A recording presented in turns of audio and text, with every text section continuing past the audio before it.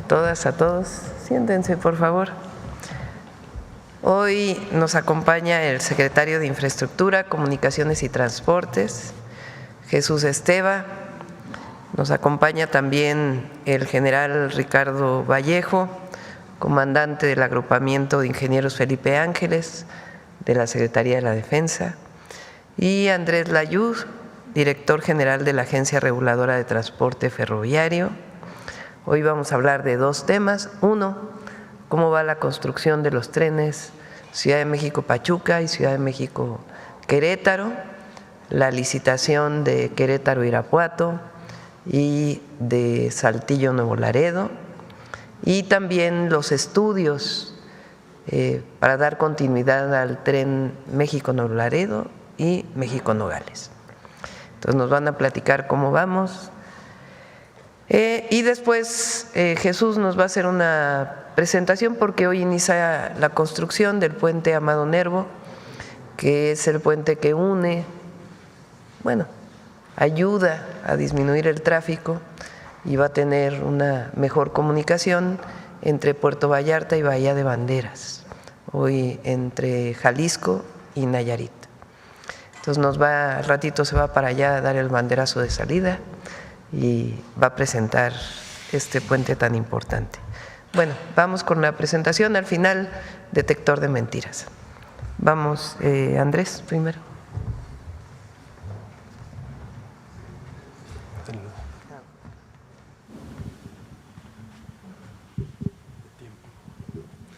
Muy buenos días, con su permiso, señora presidenta. Buenos días a todas y todos.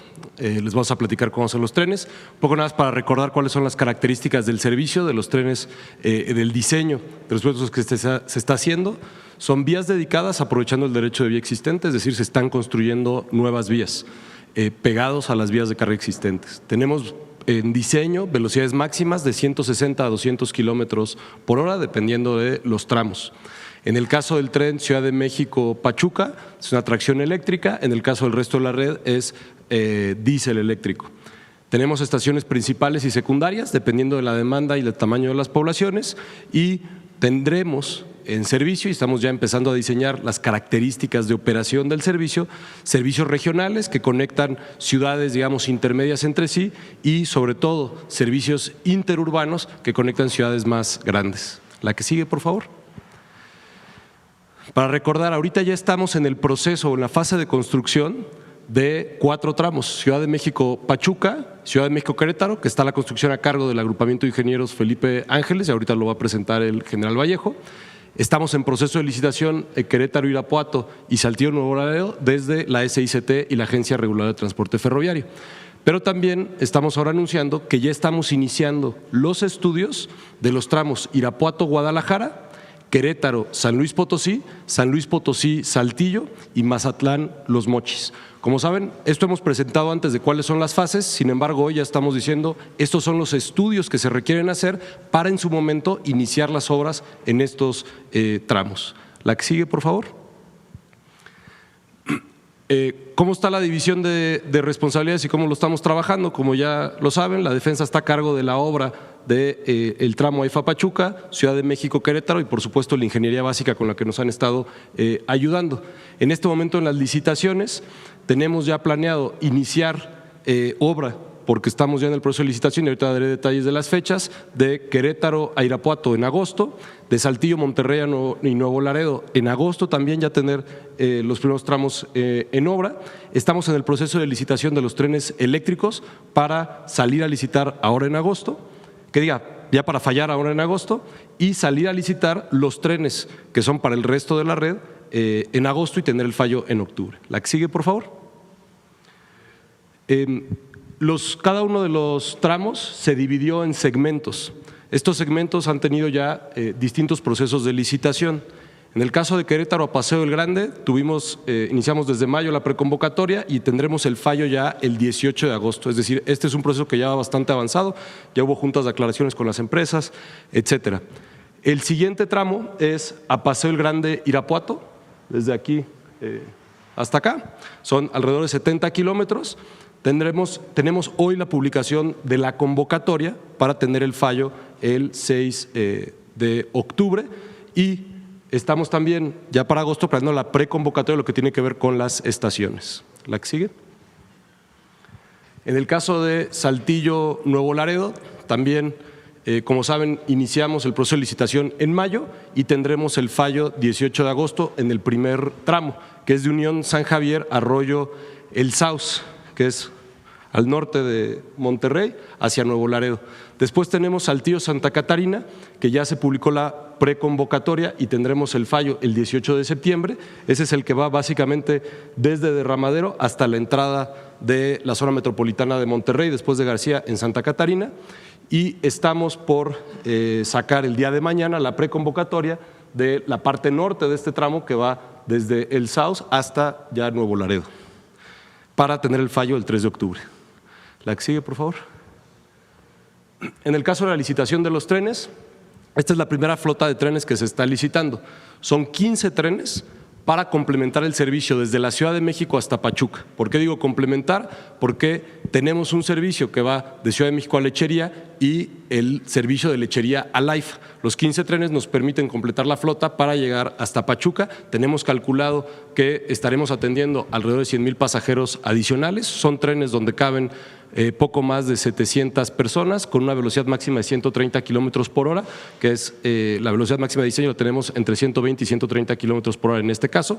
Accesibilidad universal, la longitud del tren es más o menos de 100 metros, pero son trenes que son acoplables. En caso de que tengamos momentos de demanda muy alta, puedes tener 2 trenes juntos y se mueven como un solo tren, por supuesto con los servicios de información y comunicación al pasajero.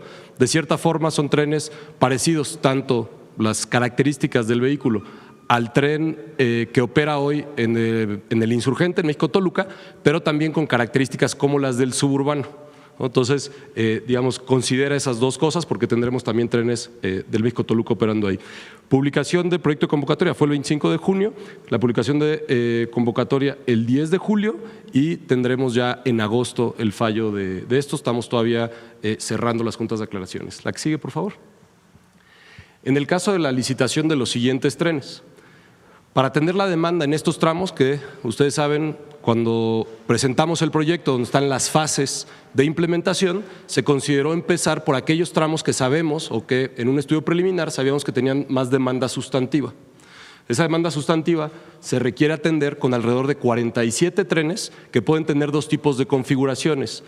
Unos trenes más cortos de 300 pasajeros y unos trenes más largos de 600 pasajeros. Esto dependerá justamente de si son servicios regionales o son servicios interurbanos.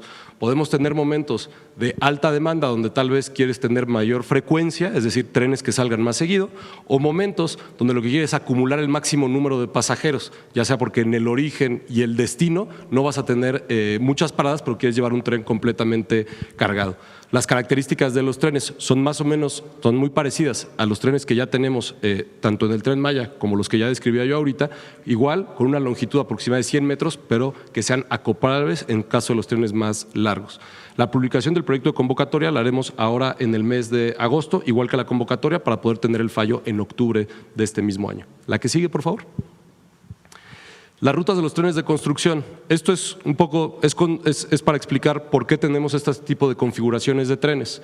Tenemos recorridos más largos que ya tenemos identificados en los estudios de demanda que se hicieron en estos trayectos. Los estudios de demanda los hicimos ya desde hace unos meses, recordarán que lo anunciamos. Ciudad de México, Querétaro, Querétaro-Irapuato, Ciudad de México-Irapuato, Saltillo-Nuevo Laredo, Monterrey-Nuevo Laredo y Saltillo-Monterrey son los servicios que llamamos interurbanos. Son grandes ciudades que tienen conexiones entre sí que son cotidianas, que pueden ser relaciones económicas, algunas incluso de turismo, pero que conectan las ciudades más grandes. Sin embargo, esos estudios de demanda nos permitieron detectar que hay servicios más cortos que tal vez no son absolutamente evidentes cuando uno lo ve solo desde la Ciudad de México, probablemente son muy evidentes para la gente que vive, por ejemplo, en el Bajío, de la conexión cotidiana que hay entre personas que viven o trabajan en San Juan del Río y Celaya, entre Celaya e Irapuato, Derramadero y Ramos Arizpe, es decir, toda la zona industrial y metropolitana de Saltillo, o García y Escobedo, que es propiamente la zona metropolitana de Monterrey. La que sigue, por favor. ¿Cuáles son las fases que entran en estudios en este momento? Querétaro, San Luis Potosí, Saltillo. Esto es lo que decía la presidenta, que nos permite ya tener el trazo completo desde la Ciudad de México hasta Nuevo Laredo del lado del Golfo de México. Y también estamos empezando los estudios de Irapuato a Guadalajara, lo cual nos permite, digamos, cerrar la conexión del Bajío, y Mazatlán-Los Mochis, que es el tramo en el Pacífico que detectamos en los estudios preliminares que tenía una demanda sustantiva por sí mismo.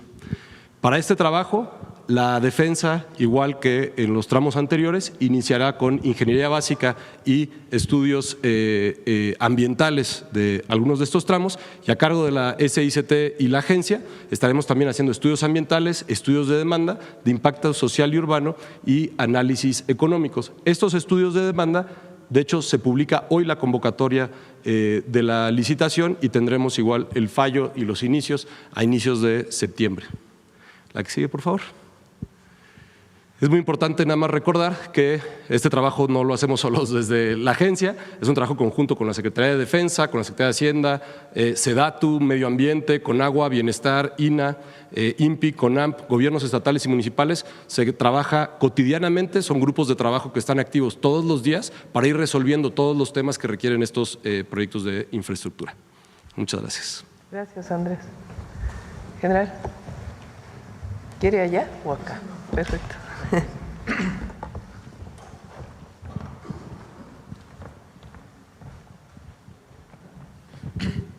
Con su permiso, señora presidenta, buenos días a todas y a todos. Gracias por esta oportunidad para explicar nuestro quehacer institucional en materia de apoyo a la construcción de infraestructura ferroviaria.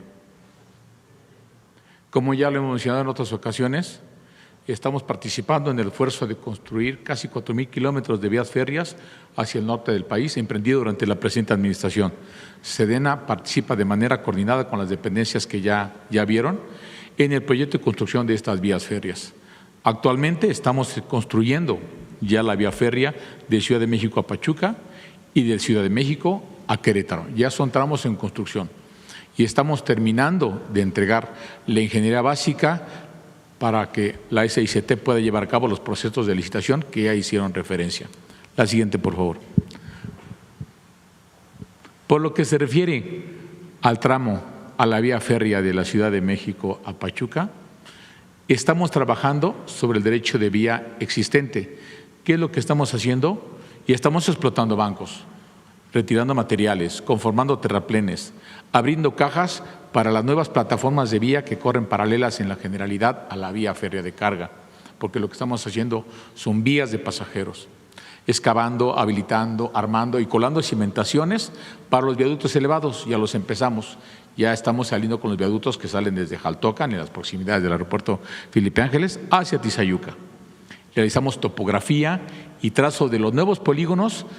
Ya tenemos el trazo, ahora ya estamos viendo dónde se ubican en coordinación con la parte operativa de los estudios, dónde irán los talleres, las cocheras, las subestaciones eléctricas que energizan los sistemas de catenaria y están ubicadas sobre todo en el Parque Industrial de Platas y en la ciudad de Pachuca. De forma permanente y por procedimiento seguimos con nuestros censos forestales y con el rescate de flora y fauna a lo largo de toda la ruta del tren. Hemos concluido con nuestros compañeros del INAH la prospección arqueológica. Se registraron 7 áreas que ellos continuarán explotando y nosotros tenemos área de construcción. En este frente, en este tramo ya tenemos 6,000 empleos directos trabajando. La siguiente, por favor. Por lo que se refiere a la vía férrea de la Ciudad de México a Querétaro, hablamos de 226 kilómetros de vía doble para pasajeros. Estamos trabajando sobre el derecho de vía existente. También estamos esperando abriendo nuevos frentes sobre los derechos de vía que hacen falta. ¿Y por qué hacen falta? Porque llevamos un tren de pasajeros que tiene unas características distintas de velocidad. Y cuando eso sucede, cuando el tren de carga empieza en un trazo sinuoso, nos tenemos que salir de esa ruta para que podamos mantener mejores velocidades de diseño para llegar más pronto. Eso nos requiere hacer curvas verticales y horizontales más suaves y eso pues representa tener nuevo terreno para construir. Tan pronto se va liberando ese terreno, vamos abriendo más frentes de construcción. Ahorita, por lo pronto, tenemos espacio suficiente para seguir conformando terraplenes para obras de desvío, los caminos logísticos para llevar de las minas hacia los frentes de construcción y estamos ampliando, donde ya es posible, la vía de carga, la plataforma de la vía de carga hacia el espacio para poder tender la vía de pasajeros. Estamos igualmente haciendo exploraciones de ingeniería de detalle para determinar la infraestructura ferroviaria de estaciones, paraderos, bases de mantenimiento, cocheres y talleres. Hemos hecho levantamientos topográficos sobre vía, estructuras existentes, reconocimientos terrestres, topografía de detalle, para hacer la sexta optimización del trazo. ¿Qué significa? Que hemos estado optimizando, de manera de que buscamos hacerlo con menos recursos, más rápido, impactar menos en la infraestructura existente, hacer menos obras adicionales que nos generen menos tiempo y menor costo. De igual forma, aquí seguimos trabajando en los censos forestales y en rescate de la flora y la fauna. Tenemos un 99% de avance de prospección arqueológica con nuestros compañeros de Lina, para que ellos hagan su registro y delimiten sus áreas y nosotros podamos seguir trabajando sobre el derecho de vía donde podemos realizar actividades. Aquí ya tenemos 5,000 empleos. Conforme se va logrando más espacio, más territorio estratégico para construir, vamos incrementando los trabajos. La siguiente, por favor. Por lo que se refiere a la ingeniería básica, que es la que hemos referido que es muy necesaria para ir a los procesos de licitación, para que las constructoras hagan su proyecto ejecutivo en base a esos requerimientos. Llevamos en el trazo de Querétaro-Irapuato ya un 93%. Entregamos, les voy a decir que falta del otro 7%. Ya se entregó a nuestros compañeros de la agencia ferroviaria la información de los estudios técnicos para iniciar con el proceso de licitación, como ya lo mencionó el maestro Ayús, de acuerdo a la estrategia de licitación de subdividir en segmentos este proyecto. Y el día 27 de julio concluimos los reconocimientos y la información exploratoria para salir de la estación en la ciudad de Irapuato, porque realmente quedábamos, el proyecto llegaba a México-Irapuato, de estación a estación, pero no, tiene que salir de Irapuato. O sea, para el siguiente proyecto tenemos que dejar fuera de la ciudad. Esos pequeños kilómetros adentro de la ciudad son lo que hoy de manera coordinada estamos logrando pues para la siguiente fase que viene a continuación. La siguiente, por favor. De igual manera, en este tramo Saltillo-Nuevo Laredo, que es de los más largos, de casi 400 kilómetros, ya tenemos un 97%. Prácticamente ya la ingeniería básica está terminada, salvo detalles. Se entregaron a nuestros compañeros de la agencia ferroviaria la información de los estudios técnicos para su proceso de licitación, conforme a la estrategia que ya mencionó el maestro, de realizarlo en 4 segmentos. Estamos trabajando ya únicamente en la integración de los estudios RAMS. Eso de estudios RAMS es una buena práctica internacional que en ingeniería ferroviaria se refiere a realizar estudios de gestión y evaluación de la confiabilidad, mantenibilidad, disponibilidad y seguridad de la vía férrea desde el proyecto, construcción y puesta en operación. Estamos terminando con ello y, como ya lo mencionó el maestro Layuz, ya le estamos dando profundidad al proyecto.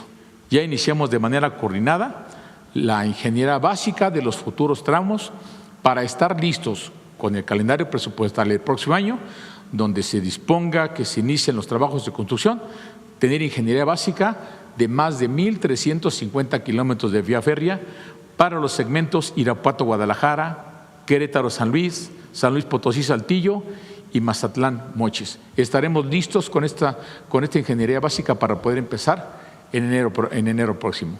Es cuanto lo que tenemos, señor presidente. Gracias. ¿Allá también? Gracias. Con su permiso, señora presidenta, buenos días a todas y a todos.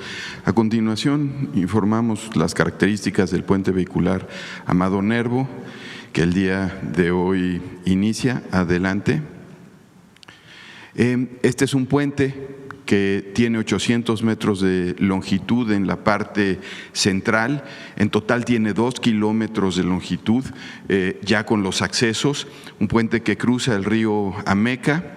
En total su inversión son 900 millones de pesos. Este año estamos iniciando con 200 millones.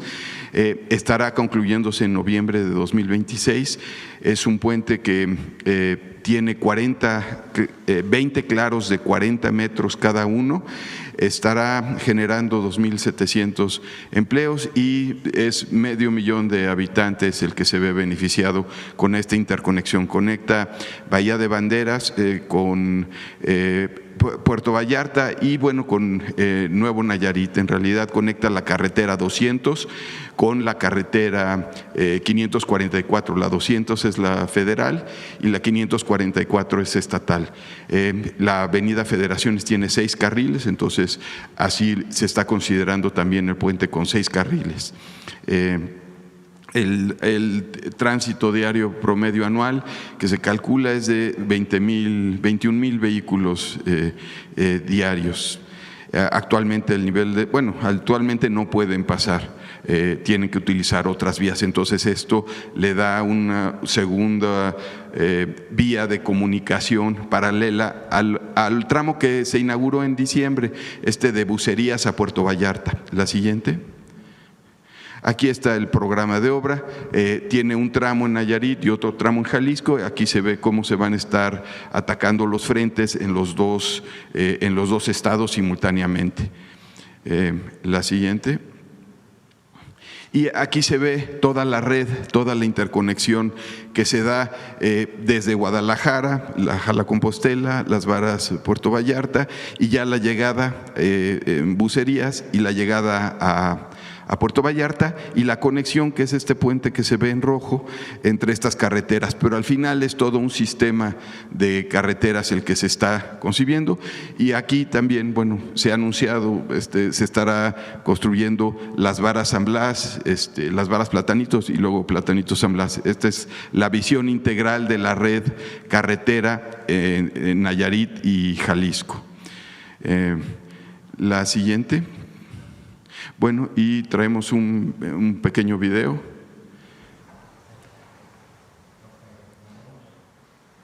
Aquí vamos a hacer un puente, ya acordamos que inicia el próximo año.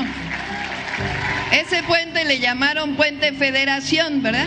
Que une a Bahía de Banderas con Puerto Vallarta para evitar el tránsito. Lo empezamos el próximo año, pero ya sé que es el nombre de un nayarita, pero yo les quiero proponer que le pongamos el nombre de un poeta mexicano. El Puente Amado Nervo, ¿qué les parece? El puente Amado Nervo conectará Bahía de Banderas, Nayarit, con Puerto Vallarta, Jalisco, cruzando el río Ameca. La construcción se considera prioritaria para atender la demanda de miles de personas que cruzan este río diariamente. La longitud del puente son 800 metros de estructura más 1,220 metros de accesos, 364 metros de Nayarit y 856 metros de Jalisco. Dichos accesos contarán con 12,200 metros cúbicos de concreto y 218 toneladas de acero. Además, entre sus características contará con 21 apoyos, 20 claros de 40 metros, 126 pilotes, 160 traves y en su estructura 18,500 metros cúbicos de concreto y 2,970 toneladas de acero. Además de 2 obras tipo cajón y 4 obras de drenaje. Este proyecto, impulsado por la presidenta Claudia Sheinbaum Pardo a través de la Secretaría de Infraestructura, Comunicaciones y Transportes, forma parte de una estrategia para mejorar la movilidad entre Nayarit y Jalisco, beneficiando a más de 480,000 personas con 25 minutos de ahorro de tiempo, además de generar 2,700 empleos. Para la comodidad y seguridad, se crea una vía alterna que agilice el tránsito de vehículos que tienen como origen o destino la zona metropolitana de Puerto Vallarta y Bahía de Banderas. El segundo piso de la Cuarta Transformación sigue avanzando y conectando al país a través de vías y puentes, y Nayarit es una muestra de ello. Secretaría de Infraestructura, Comunicaciones y Transportes. Gobierno Gracias, de Jesús. México. Pues listo, vamos a las preguntas. Sobre trenes, luego dicen, a ver, vamos aquí y luego Hans. Gracias, buenos días, Presidenta. Aurora Buenos días. Castillejos, de Canal 14 SPR, también Altavoz Radio y ahora también TV Migrante. Presidenta, preguntarle, ¿cuántos empleos se van a generar en total? Nos hablaban de 5,000 empleos. En este momento 5,000. General, ¿quiere comentarlo?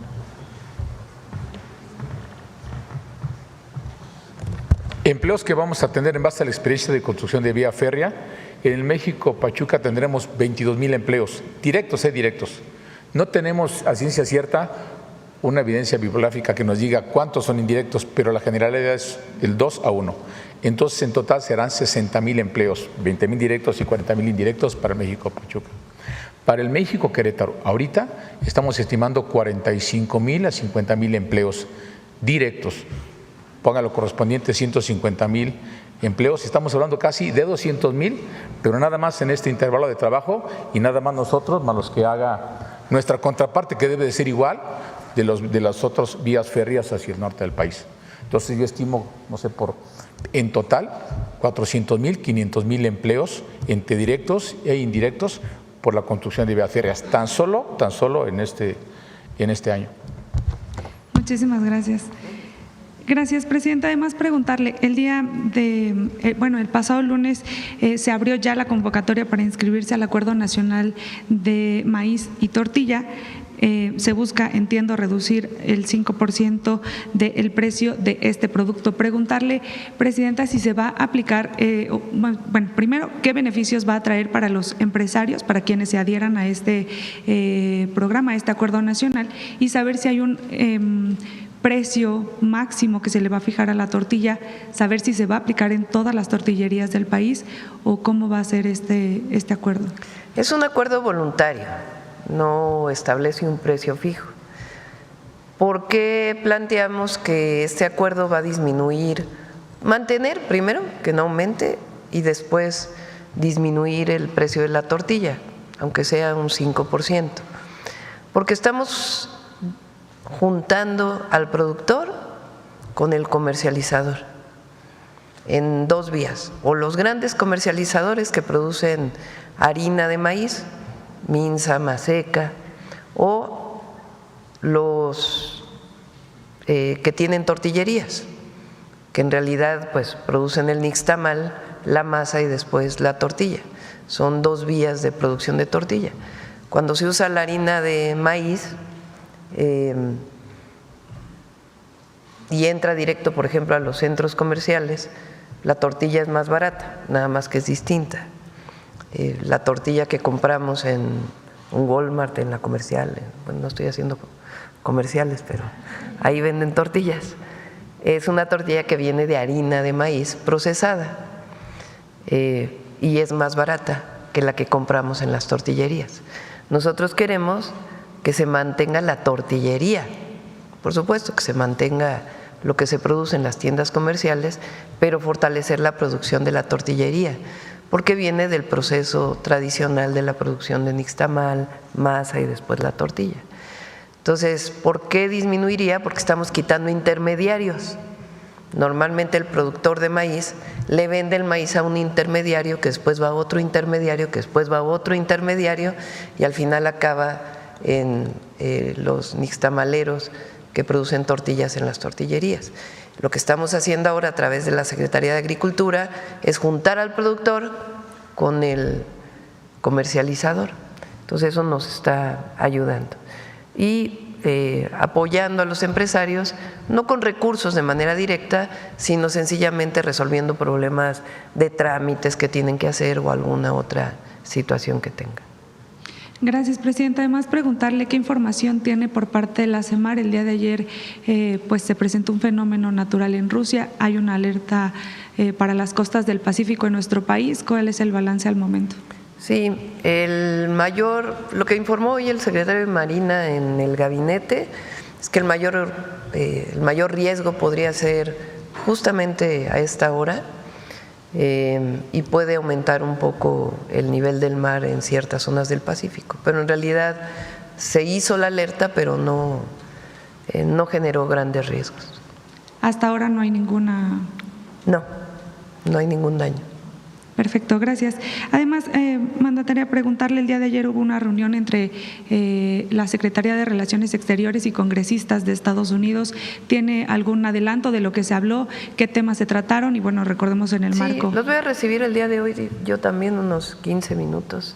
Pues vamos a hablar de la relación México-Estados Unidos, la situación de nuestros paisanos allá, nuestra preocupación por lo que están viviendo, la necesidad, siempre hablamos de ello, de una reforma migratoria que permita que los mexicanos tengan un una forma con papeles que les permita trabajar allá, porque ayuda a la economía de Estados Unidos y obviamente apoya a las familias de México. Entonces, son los temas que normalmente hablamos, temas de seguridad, comerciales, qué estamos haciendo. Entonces pidieron la reunión con Relaciones Exteriores, ayer me comentaron si los podía ver, entonces los vamos a ver. Siempre es bueno que se conozca lo que estamos haciendo en México y nuestra posición de apoyo a los mexicanos en Estados Unidos. ¿A qué hora lo recibe, mandataria? Creo que como a las 2 de la tarde. Gracias. Finalmente, y en este marco también preguntarle, el Fondo Monetario Internacional modificó ayer pues sus estimaciones para México, pasa de un escenario de recesión de 0.3% a un crecimiento de 0.2%. Preguntarle, Presidenta, ¿qué opina al respecto? Sí, también INEGI publica, a ver si, sí, es 1.3% anualizado y un crecimiento en el último mes, trimestre. Y el Fondo Monetario ya ven que decía que iba a caer la economía, que iba a ser menos 0.3, creo que decían, y desde aquí dijimos, se están equivocando. La economía de México está fuerte, está sólida, por supuesto que hay sus impactos por la incertidumbre que ha generado el tema de los aranceles, no solo en México, en el mundo entero, y particularmente en México, pues por la integración económica que tenemos en Estados Unidos. Pero el plan que desarrollamos pues está rindiendo efectos y va a ser todavía mayor el próximo año. Entonces es positivo. Entonces pasa de menos a más. A algunos no les gusta porque a los adversarios políticos quisieran que a México le fuera mal, pero no le va a ir mal, porque nuestro modelo funciona, ya se demostró durante 6 años y lo estamos demostrando ahora. Ahí Secretaría de Hacienda nos hizo una gráfica, este es la economía mexicana, Producto Interno Bruto en billones de pesos en 2025. Entonces, 1T es el primer trimestre, 2T es el segundo trimestre. Entonces, del primer trimestre al segundo trimestre se esperaba, decían que iba a crecer 0.4% y está creciendo 0.7%. Entonces, y recuerden además que el crecimiento, el Producto Interno Bruto, pues es una forma de medir la economía, pero no debe ser la única, porque el crecimiento de la economía no necesariamente refleja buenos salarios, bienestar de la gente, disminución de desigualdades. Y en México pues, ha habido reducción de la pobreza, ha habido reducción de las desigualdades y hay más bienestar en el pueblo de México. A las 10 de la mañana sale la encuesta nacional ingreso-gasto de los hogares, los resultados por parte del INEGI, y pensamos que va a ir bien porque aumentaron. La última encuesta de ingreso-gasto de los hogares fue en 2022 y ahí fue donde se hizo, basada en ella, la estimación de Coneval de que había bajado, o los resultados de Coneval más que estimación, que había bajado la pobreza en más de 5 millones de personas. Después Banco Mundial hizo una revisión y dijo fueron 11 millones de personas las que salieron de la pobreza en México, con el resultado del 2022. Ahora viene la encuesta. Es una encuesta que hace el INEGI desde hace muchos años, la hace cada 2 años, se llama Encuesta Nacional Ingreso-Gasto de los Hogares. Y preguntan en las casas, una encuesta muy detallada, cuánto ingreso tuvo, de dónde vino su ingreso, es de salario, es de apoyos familiares, es de programas de bienestar, cuánto gastó, en qué gastó. Los resultados los van a dar a conocer hoy a las 10 de la mañana. Y entiendo que después vendrá, porque ya lo hace el INEGI, la evaluación de la pobreza basada en esa encuesta, que será ya posterior. Entonces, vamos a ver qué resultados dan hoy. Y como aumentaron los salarios y aumentaron los montos de los programas de bienestar y el número de programas de bienestar, pues pensamos que el resultado va a ser bueno, pero vamos a esperar. Entonces, pero tomando en cuenta solo crecimiento económico, aún en las condiciones actuales de aranceles de Estados Unidos, de la incertidumbre que esto genera, hay crecimiento. Y el FMI, pues sí, tuvo que cambiar su estimación. Gracias, presidente. Sí. Buenos días, presidenta. Hans Salazar, de Noticiero en Redes. Pues preguntarle en torno a esto que se ha presentado sobre esta construcción de las redes ferroviarias, ¿qué es el trabajo más detallado? ¿Si ha costado más trabajo en algunas comunidades? Porque ya veíamos que en el tema del Tren Maya, pues se hablaba mucho con las comunidades, había asambleas, pedían mejoras en ciertas localidades, el tema del derecho de vía, la invasión de estos espacios federales.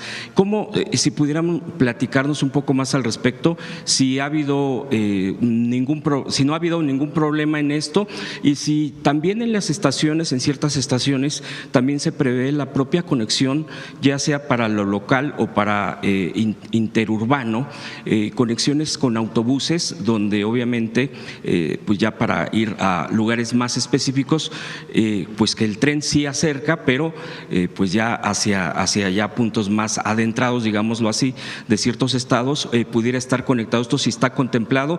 Y también, por último, en el tema de los trenes, si en estas redes, precisamente para compensar ya los gastos cuando ya venga el funcionamiento, se está previendo el tren de carga.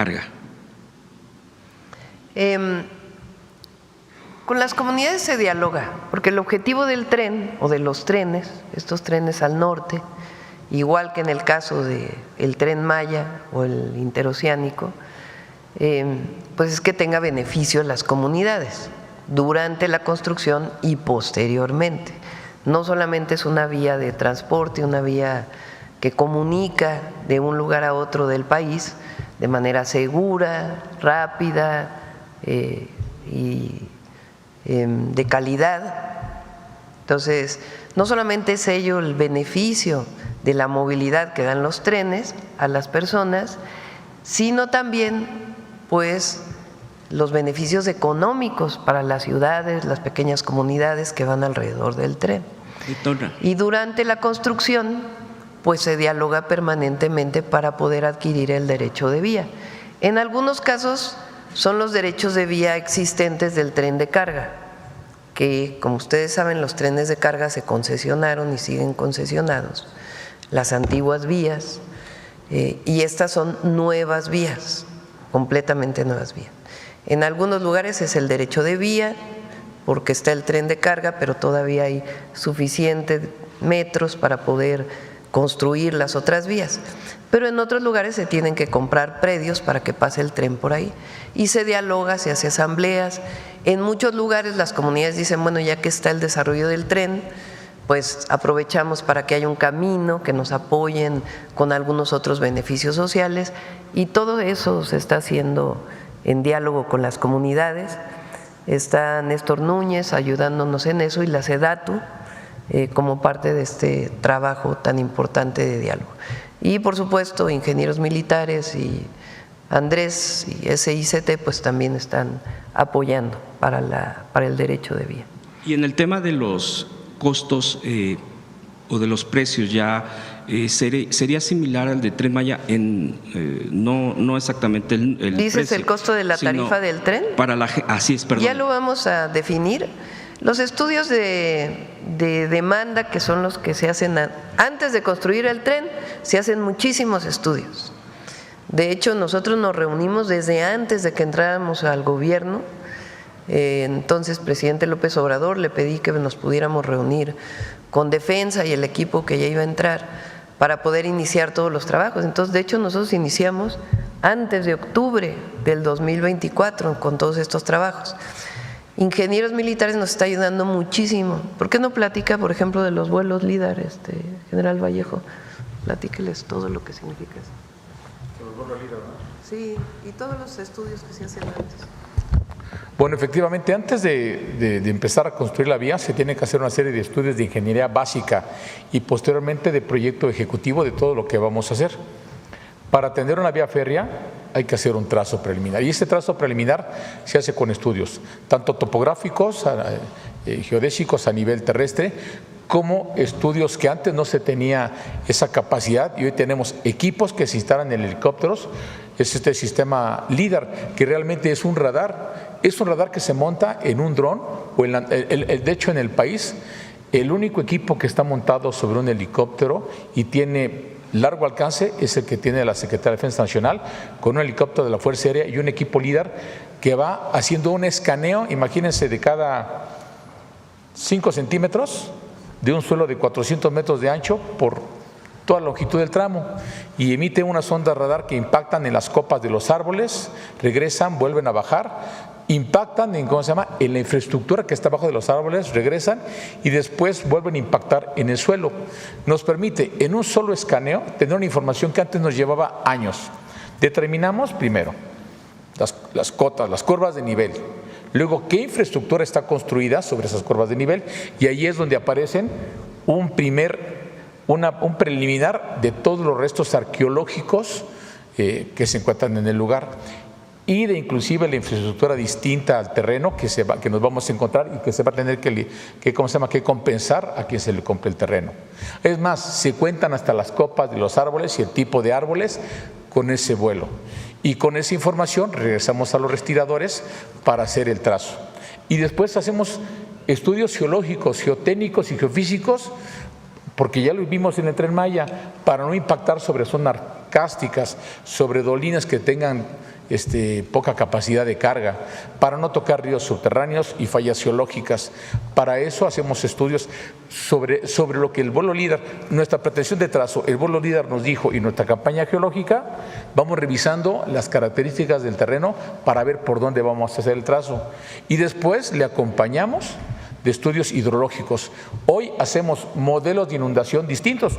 Hemos platicado en varias juntas a la señora presidenta que la vieja vía ferroviaria porfiriana, por llamarla así, que se construyó en los 1900, a veces tiene nada más de cuerpo de terraplén lo que tiene este escalón. La vía férrea está a 50 centímetros, 70 centímetros, 1 metro. Hoy nuestras vías férreas están a 5 metros de altura mínimo. ¿Por qué? Porque tenemos obras de drenaje transversal. Y estas obras de drenaje transversal se hacen con modelos de simulación en el Tren Maya de 1000 años de lluvias extraordinarias. Y hoy las estamos haciendo en esta parte del país con 500 años. Es decir, que vengan lluvias extraordinarias con periodos de retorno hasta 500 años que inunden. Siempre que eso suceda, la vía permanecerá al menos 1 metro abajo, desde el hongo del riel hasta el cuerpo de terraplén. Ahí llegará lo que le llamamos el NAVE, el nivel de aguas máximo extraordinario. Y también ahora dejamos muchísimos cruces de fauna, cruces peatonales.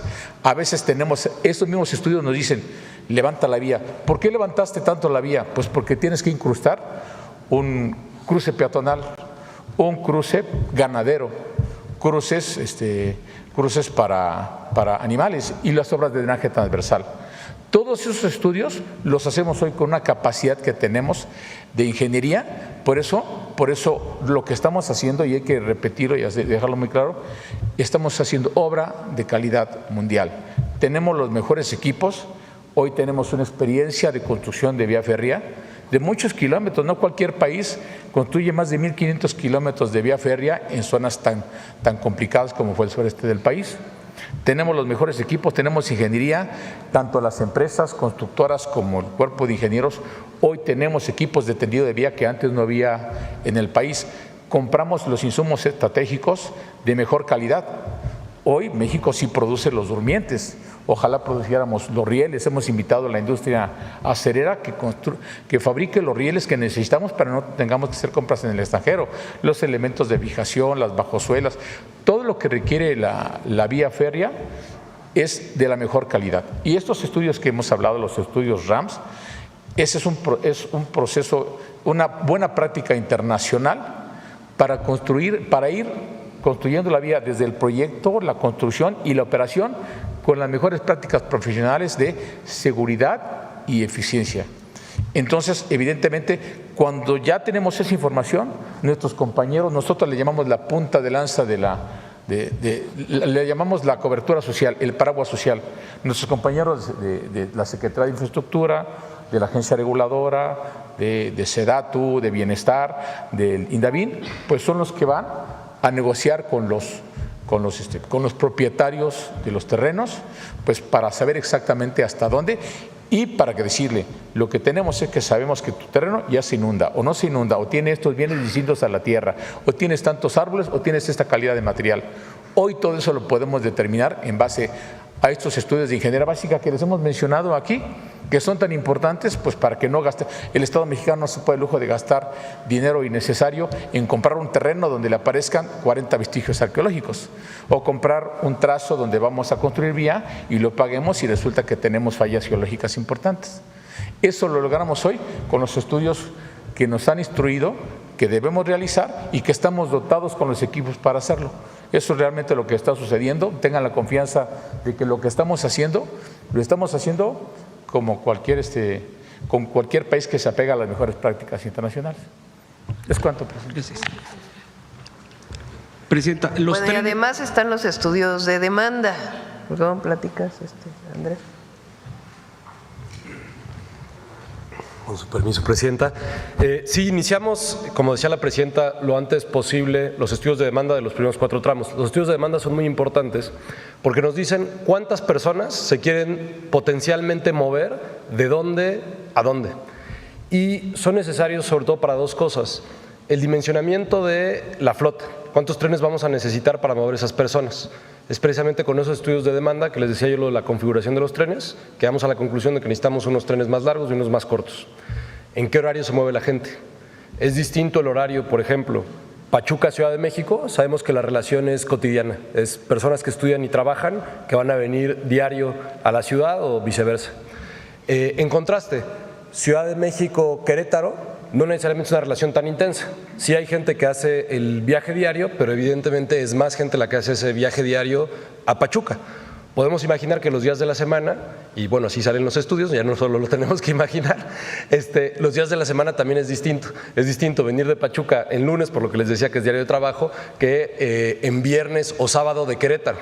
Entonces, eso nos permite dimensionar la flota, nos permite dimensionar las estaciones. Como ustedes saben, tenemos paraderos, estaciones intermedias y estaciones grandes. Hay poblaciones que van a tener un paradero porque es importante que tengan la conectividad. No quiere decir que sea necesario que el tren pare diario o pare en todos los servicios. Y entonces también lo que nos permiten los estudios de demanda es hacer el diseño operativo. Es qué recorridos vas a tener. Les enseñaba yo ahorita parte de los estudios que ya tenemos y unas propuestas preliminares del diseño operativo. Podemos todos o queremos hacer ya y ver el viaje Ciudad de México, Querétaro, pero para la gente, si no lo ves desde la Ciudad de México, no lo ves solo desde Querétaro, para la gente de Celaya y de San Juan del Río, pues el viaje tal vez más importante es Celaya-San Juan del Río, cruzando por el centro de Querétaro.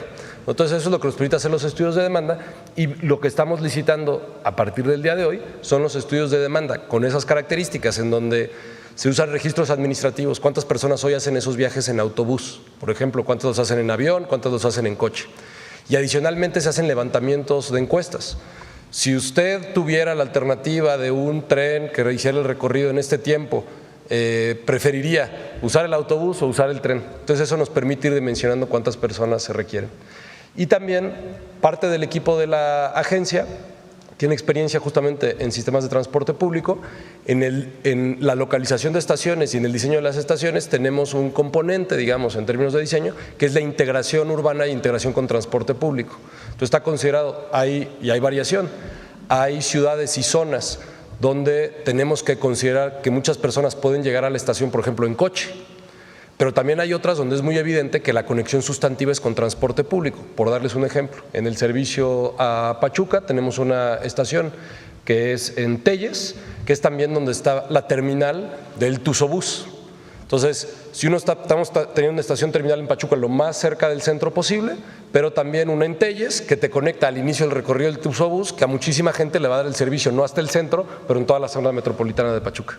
Pero tendría capacidad, por ejemplo, en esto, Buenavista, para toda esta conexión, porque sería la conexión de la Ciudad de México para los estados. Ahí ¿cómo se podría hacer? En el caso de Buenavista, para la propia estación, estamos considerando en el proyecto una ampliación de andenes para justamente dar todo el servicio, y también estamos revisando la conectividad que da la propia ciudad para mejorar esa conectividad. Conforme se vayan consolidando los servicios y creciendo la red, también pues hará la evaluación de qué se requiere adicionalmente. ¿Y los trenes se harían en México? ¿Perdón? Los trenes que se necesiten, ¿se harían en México? ¿Se promovería que se construyeran en México? Sí, está considerado que tengan integración nacional los trenes en su fabricación. Gracias. Sí. Presidenta, aprovechando también de comunicaciones, transportes, infraestructura, hay una parte, y creo que aquí se había comentado, sin embargo lo quiero exponer en el marco de precisamente lo que viene el próximo año del Mundial, el tema de las carreteras, de los caminos, en los puntos concretamente, porque también muchos visitantes probablemente también busquen, aprovechen para conocer un poco más nuestro país, dependiendo también sus tiempos y otras cosas. Hay una forma de conectar el Valle de México en la parte oriente con el AIFA, que es el circuito exterior mexiquense, y luego conecta con una parte que estaba checando que se denomina ya periférico, el periférico oriente, y que es donde está tremendamente, ya tiene muchos años, con no baches, está realmente terrible el espacio y cada vez se deteriora más, pues por las lluvias, por todo eso. Conectar este aeropuerto, el AIFA, en vehículo hacia el Valle de México, zona oriente, es muy complicado de ese lado cuando lo manda uno el GPS. Preguntar, ahí se tiene ya contemplado. Porque, bueno, entiendo que también el Estado de México, porque está entre el Estado de México y la Ciudad de México, ese tramo, es lo que yo entiendo. ¿Ahí habría algún tipo de conversión del gobierno federal? ¿Se contempla algo ahí, Presidenta? Bueno, son dos, ¿no? Una, justo platicábamos hoy, viene la segunda etapa del bachetón. Recuerden que hicimos la primera etapa del bachetón, de tapar baches, repavimentar en las carreteras más afectadas. Lo hicimos de finales del año pasado al principios del 25, todavía se sigue haciendo, pero viene una nueva etapa con más fuerza, que tiene que ver, si se acuerdan, con que ahora mucha de ese bacheo, de esa repavimentación por zonas, se va a hacer con equipos propios. Recuerden que aquí planteamos que estamos comprando trenes de repavimentación. A ver si tienen por ahí las fotos para que las explique Jesús otra vez. Jesús, ¿no quieres explicar para qué sirven los equipos? Defensa tiene equipos de estos con los que repavimentaron todo el sureste que fue dañado durante la construcción del Tren Maya. Un trabajo extraordinario. Si van por las carreteras ahora, pues es completamente distinto. Y ahora nos vamos a llevar pues estos equipos a todo el país, y particularmente equipos como estos más pequeños se le van a dar al oriente del Estado de México para que ellos hagan su propia pavimentación, los municipios, en el programa de Oriente. Pero platícales, Jesús, con detalle para qué sirven. Yo conocí a Jesús cuando ¿cuál era tu puesto? ¿Director qué? Director de Obras de Infraestructura. Director de Obras de Infraestructura de la Ciudad de México. Durante mucho tiempo trabajó ahí y es especialista en carpeta asfáltica. Pues. Entre otras de sus especialidades, porque es ingeniero estructurista. Pocos con el conocimiento de Jesús. Adelante. Miren, pues este es un tren de repavimentación que tiene diferentes equipos. Los tradicionales son la perfiladora o fresadora, que es con la que se tritura la carpeta asfáltica y que nos da, digamos, lo que le llamamos conservación periódica, que es reemplazar la carpeta que está dañada cuando ese es el tipo de daño. Una vez que sale la perfiladora, entran unas barredoras y el segundo equipo que entra es la extendedora o finisher. Estamos adquiriendo equipos que permiten hacer lo que se llama riego sincronizado. ¿Qué quiere decir esto? Que simultáneamente tienden lo que pega con la superficie, que es la emulsión, con la mezcla asfáltica. Y son equipos de última generación y eso nos permite tener carpetas de 3 centímetros o de 2,5. Eso lo hicimos en la ciudad ya en los últimos 6 años, en varios tramos, por ejemplo Tlalpan, y son equipos especializados para hacer ese tipo de trabajos. Entonces nos permite tener conservación rutinaria, que son estas microcarpetas, o conservación ya de repavimentación, que es cambiar la carpeta completa. Además, traemos estos equipos que son estabilizadores o recuperadoras. Estos pueden llegar a bajar hasta 50 centímetros, 1 metro, y cuando está dañada la estructura, que es lo que realmente resiste las cargas, hay que entrar a restaurar esas capas. De nada sirve estar cambiando el asfalto, sino nuevamente se daña en muy poco tiempo. Entonces, en algunas carreteras hay que entrar con estabilizadoras y estamos adquiriendo estabilizadoras. Y luego hay 3 tipos de compactadoras. Una vez que uno tiende las diferentes capas, hay que compactarlas. Hay lo que le llaman los pata de cabra, los compactadores de rodillo y los neumáticos. La energía de compactación es distinta de cada uno de estos equipos, ya sea por profundidad, por concentración de esfuerzos, y estos lo que hacen es trabajar las capas inferiores, la subbase, la base, y los otros lo que trabajan sobre todo son las carpetas asfálticas. Esa, lo que le llaman es armar la carpeta, se le dan 2 pasadas y se dan más pasadas, se daña, se empieza a fisurar, y los compactadores neumáticos lo que hacen es cerrar el poro. Entonces cada uno tiene su función específica. Esta es la visión que tenemos. Cada uno de estos trenes, dependiendo de los tipos de trabajo, va a poder avanzar del orden de 2,000 metros cuadrados por jornal o inclusive más. Eran más o menos los rendimientos que llegábamos a tener en la ciudad, dependiendo de los horarios que tengamos disponibles. Y bueno, me faltó hablar de la pipa aspersora, que se requieren riegos de emulsión, tanto de sello como de riego de liga, que es lo que pegan. En fin, esto es en general lo que es un otro equipo, tren, un tren. ¿Cuántos vamos a adquirir este año? Este año vamos a adquirir 30. 30 completos, 30 conjuntos.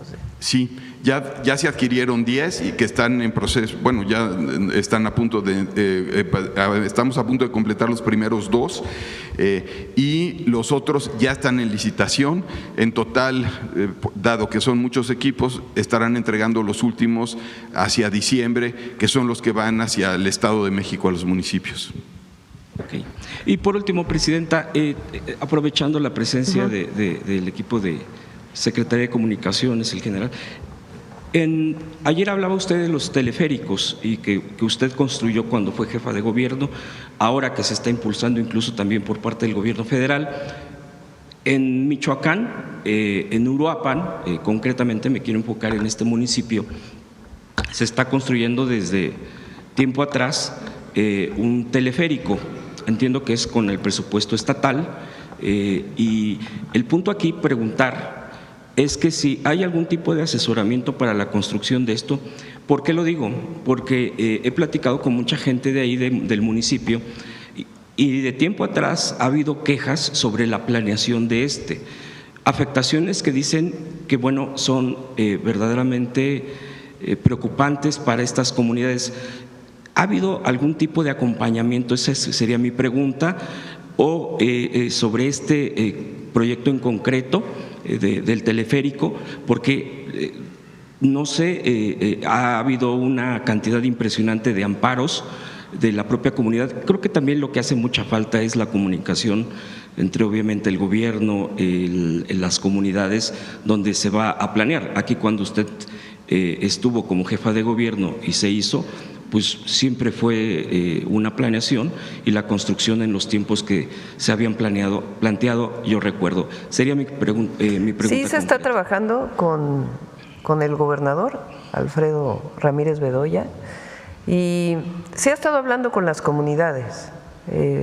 Desde que estábamos en la jefatura de gobierno, lo invitamos a él a la inauguración del primer cablebús, y él acababa de ganar la gubernatura y planteó hacer uno en Uruapan. Andrés ha estado en contacto con su equipo y se ha estado hablando con las comunidades, y si hay necesidad de platicar más, sé que el gobernador está en esa situación y va a ayudar a Uruapan el teleférico. Gracias, presidenta.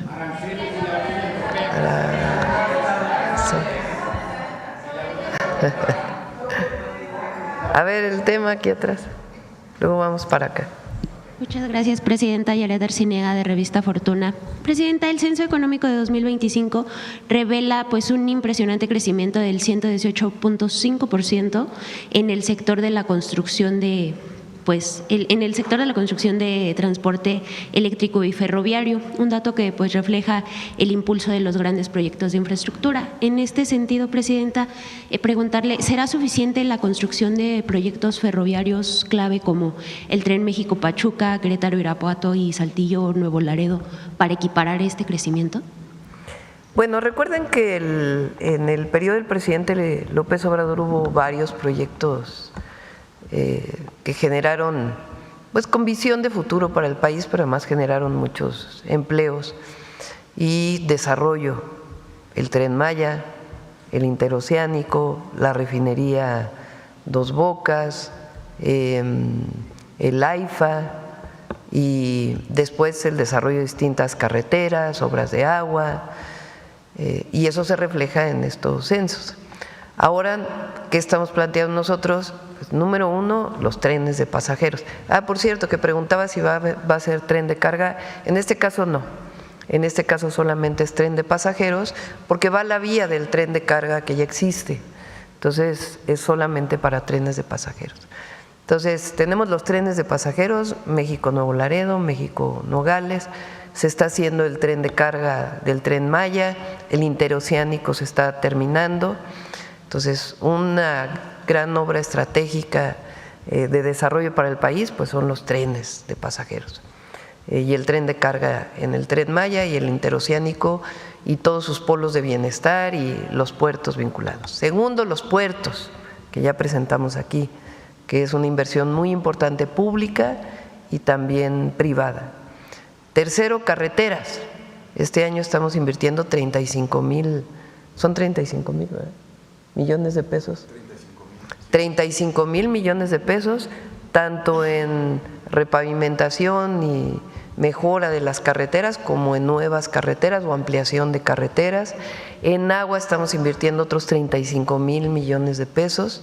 Entonces son las obras más importantes. Además, los 26,000 megawatts de generación eléctrica por parte de Comisión Federal de Electricidad. Entonces son obras muy importantes. Y por otro lado, las viviendas, más de 1 millón de viviendas durante el sexenio, que inician ya con el impulso al empleo y que en unos meses se va a ver potenciado todavía mucho más. Muchas gracias, presidenta. En este sentido, también preguntarle qué mecanismos se contemplan para equilibrar la participación del Ejército con la inclusión del sector privado, especialmente en pues de las pequeñas y medianas constructoras, a fin de garantizar pues un desarrollo más amplio, transparente y competitivo del sector. Bueno, no tiene que ver con la participación de ingenieros militares y la defensa. Incluso ellos pues contratan trabajadores y también pequeñas empresas si es necesario para el desarrollo. Entonces hay una cadena en la construcción.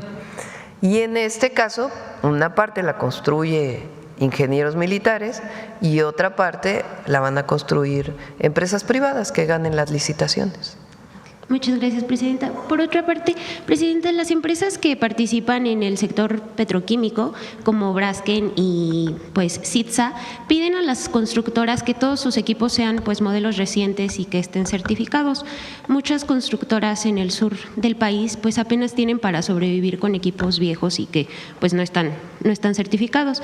Presidenta, en este sentido, ¿no debería la banca observar estos casos para acelerar pues la actividad del sector? Y también preguntarle en este sentido, ¿no podría ANAFIN también apoyar al sector de la construcción, que históricamente pues ha sido importante en la generación de empleos formales? Vamos también a presentar, como todo a su tiempo, porque estamos trabajando en varios temas, lo que es el apoyo a pequeñas y medianas empresas a partir de la banca de desarrollo. También tiene que participar la banca comercial. La banca comercial en México pues da mucha estabilidad, está muy capitalizada, pero necesita apoyar al desarrollo del país. En toda América Latina hay mucho más participación de la banca comercial en el otorgamiento de créditos que la banca mexicana, se los he dicho siempre. La disminución de tasas de interés del Banco de México ayuda, pero la banca privada tiene que hacer su parte para poder apoyar pues a pequeñas y medianas empresas que a veces pues no tienen el espacio para poder tener los créditos suficientes. Entonces se firmó un acuerdo en la última asociación bancaria y esperamos pues que avance todavía más.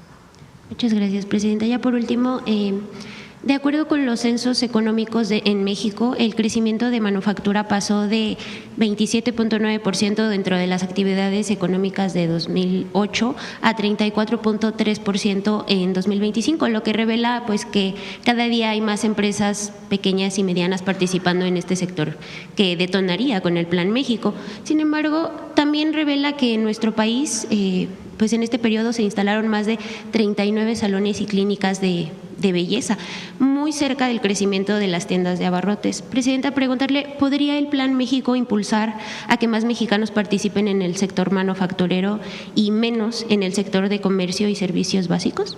Pues no es una por la otra, ¿no? O sea, no es sustituir comercio y servicios por manufactura. Pero impulsaría el objetivo pues es que crezca la manufactura y para eso es el Plan México con la sustitución de importaciones y que sigan creciendo los servicios. No está mal que una economía se sustente también en el crecimiento de los servicios. Pero impulsaría a que muchos, no sería de uno por otro, sino que los invitaría a que se pues es parte de las cadenas productivas de las que estamos hablando. México ha perdido mucho en su sector manufacturero, en ciertas áreas en donde éramos muy competitivos, por ejemplo la industria textil, la industria del calzado, ha disminuido muchísimo su participación en la economía por las importaciones, principalmente de Asia. Entonces el Plan México, de hecho se pusieron aranceles en diciembre para la industria textil con el objetivo pues de que haya mayor competitividad para la producción local. Se firmó un acuerdo voluntario con las tiendas de autoservicio y departamentales que venden zapatos para que tengan cada vez más contenido nacional en sus ventas. Se han hecho reuniones entre productores y comercializadores por parte de la Secretaría de Economía.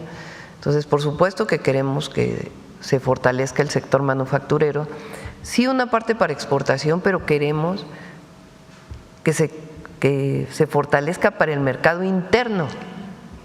Entonces, es parte del Plan México, pero no está mal que crezcan los servicios, que crezca el turismo, que crezcan los salones de belleza, no es algo malo. Muchas gracias, Presidenta. Sí. Bueno, a ver ahí, Serrano. No, bueno, sí. Bueno. ¿No? Empieza tú y luego atrás, para que ya… Gracias, bueno. Presidenta. Y luego para acá, para que no se sienta. Presidenta, buenos días. Karina Aguilar, de Diario 24 Horas. Ayer se reunió usted con los padres de los normalistas de Ayotzinapa. Ellos a la salida señalaron que no ven avances en las investigaciones y que no le dan un cheque en blanco al nuevo fiscal. ¿Cómo los percibió usted? ¿Y usted dará nueva información el 4 de septiembre que tengan la nueva reunión? Lo he mencionado en otras ocasiones. Estamos trabajando con nuevos, la Fiscalía y está apoyando el Gabinete de Seguridad, particularmente el Sistema Nacional de Inteligencia e Investigación, que hoy le llamamos así porque ya está en la ley, en nuevas herramientas de investigación, nuevos métodos, que yo, por lo que se ha ido avanzando, que han tenido la oportunidad de presentarme, otra parte pues no me la presentan por razones del propio proceso. Pienso que van a dar nuevas vías para encontrar a los jóvenes y conocer toda la verdad. Hay veces que el propio proceso judicial pues no permite dar toda la información, y entiendo pues la situación de los padres y madres que pues a cumplirse casi 11 años de que ocurrió esta trágica situación en Iguala con los estudiantes de Ayotzinapa, pues busquen siempre dónde están sus hijos y además respuestas.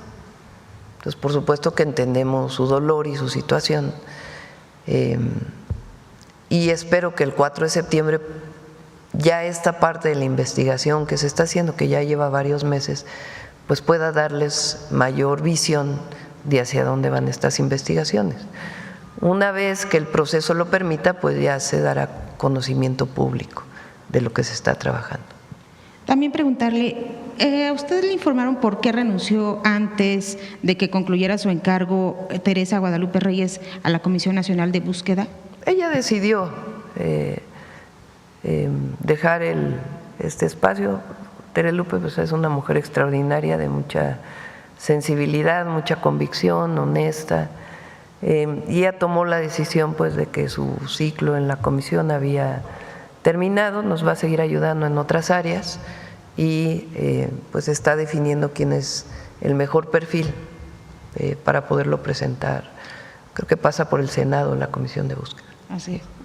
Gracias, Presidenta. También preguntarle, hoy en Diario 24 Horas tenemos publicado que en 2019 el exgobernador de Tabasco, Adán Augusto López, designó a José del Carmen Castillo como comisionado de la policía en esa entidad, pero este sujeto, José del Carmen Castillo, fue identificado también como un cabecilla de las células del cártel Jalisco Nueva Generación, de acuerdo con un informe de inteligencia del CERCI Sureste. ¿Usted tiene información de que también se investiga a este otro personaje? Las José investigaciones que hace la Fiscalía. No necesariamente la presidenta conoce toda la profundidad de las investigaciones que hace la Fiscalía, porque para eso es autónoma.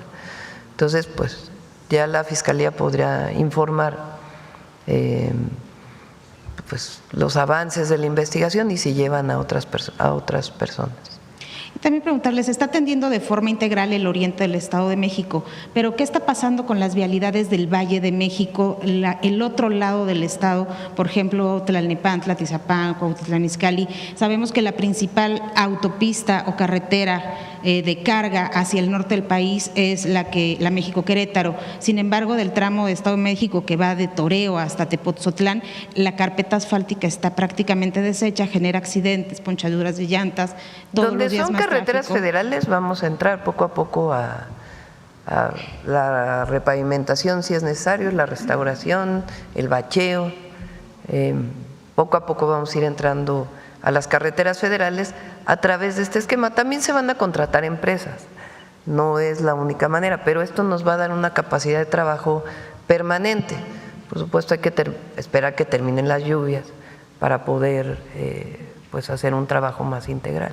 Comentaba la gobernadora que hubo una empresa que se contrató para todo ese tramo y que no cumplió, no sé si hay sanciones y le he informado al respecto. Bueno, hay una parte que hace el gobierno del Estado de México.